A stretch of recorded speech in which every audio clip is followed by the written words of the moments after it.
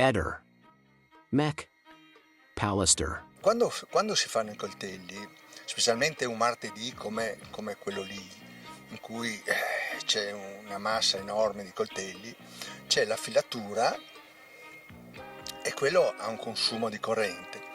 E poi c'è l'acqua, bisogna lavarli, spugnarli piano piano, hanno incrostazioni, hanno sporco, una cosa e l'altra, e ci vogliono un bel po' di tempo. E poi bisogna asciugarli uno per uno e poi bisogna sistemarli a ognuno al suo posto, tutto qua. Questo studio è ancora tuo? Io non ho più le chiavi, comunque gli inquirenti sono venuti decine e decine di volte qua nello studio, perciò avranno fatto, io non lo so se hanno fatto queste prove, queste cose, però comunque a me, non dico sempre, però la pressione, il tempo, mille cose, anche i gestori, tante volte, anche a casa mia, tante volte succede che magari non hai campo o queste robe qua.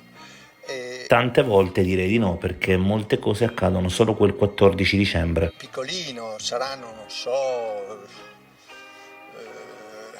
4 metri, può essere 4 o 5 metri, però c'è una prima parte dove c'è proprio a fili, che c'è proprio delle porte di legno che scorrono e qua. Poi c'è la parte qua dove sono tutti i coltelli, le varie scatole qua e là, e poi lì anche c'è un blocco.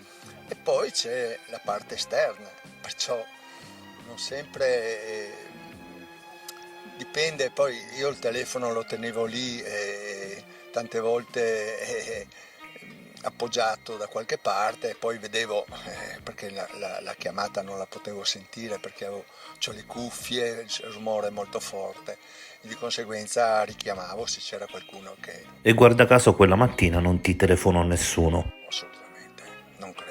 Fatto sta che tu quella mattina sei molto vicino al punto in cui sparisce Liliana. Dai, così ci sono sensi unici, quello o quell'altro, il traffico, non è che è una cosa, io non devo giustificare, non farmi queste domande. I coltelli prima si affilano e poi si fa la spugnatura, scrostazione e infine la pulizia con l'acqua, sul controllo da parte della polizia della coperta nel laboratorio.